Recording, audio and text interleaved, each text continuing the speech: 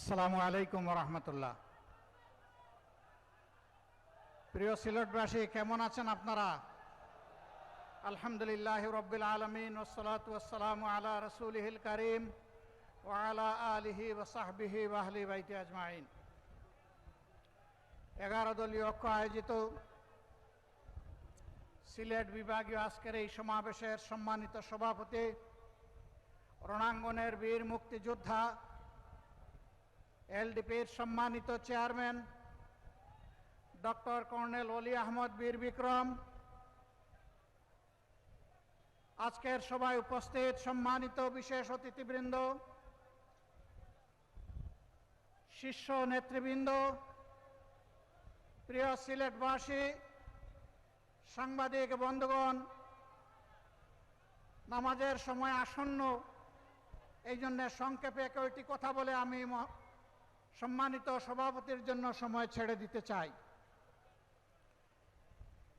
আপনারা সিলেটের মানুষ, মুক্তিযুদ্ধে জেনারেল উসমানী মুক্তিযোদ্ধাদের নেতৃত্ব দিয়েছিলেন। সেই সিলেটের কিছু ন্যায্য দাবি যুগ যুগ ধরে ঝুলে আছে, বাস্তবায়ন হচ্ছে না। একটা প্রবাসী বহুল এলাকা হিসাবে নামে মাত্র একটা আন্তর্জাতিক বিমানবন্দর আছে, এখনো তা পূর্ণাঙ্গতা পায়নি। আজকের এই সমাবেশ থেকে দাবি করছি, অবিলম্বে সিলেট এমএজি উসমানী বিমানবন্দরকে আন্তর্জাতিক বিমানবন্দরে পরিণত করুন। আজকে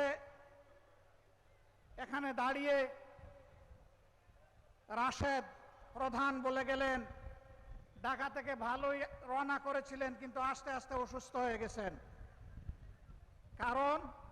কারণ সিলেটের রাস্তা, এই রাস্তাটা দীর্ঘদিন ধরে নাড়াচাড়া হচ্ছে, কিন্তু তার কুল কিনারা হচ্ছে না।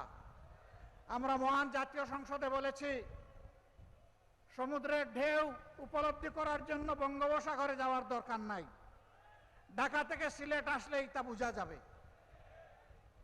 আমরা চাই অবিলম্বে 6 লাইনের এই রাস্তা সম্পন্ন করে জনগণকে স্বস্তি দেওয়া হোক।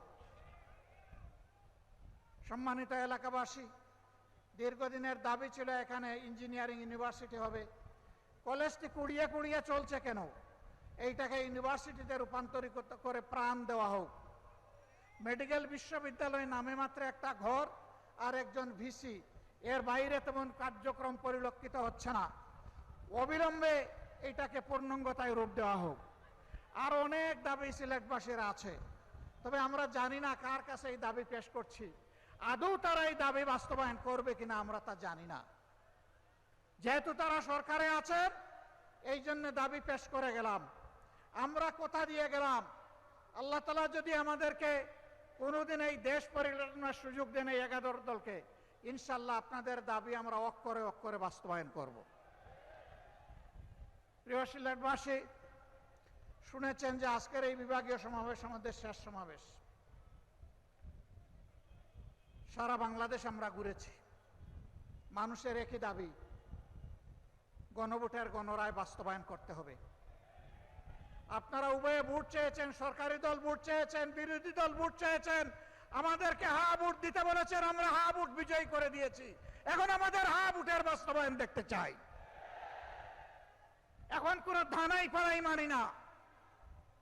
সম্মানিত বন্ধুগণ, আমাদের কথা সাফ, জনগণ পরিবর্তনের জন্য, সংস্কারের জন্য গণভোটে হা বলেছে।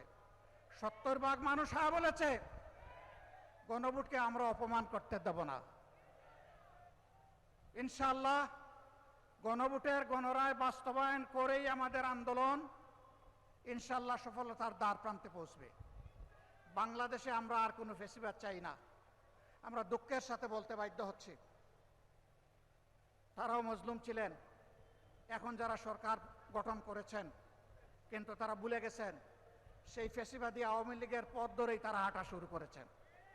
সমাজের সব ক্ষেত্রে তারা বেপরোয়া নির্লজ্জ দলীয়করণ করে দুর্নীতিকে তারা জাতীয়করণ করতে যাচ্ছেন।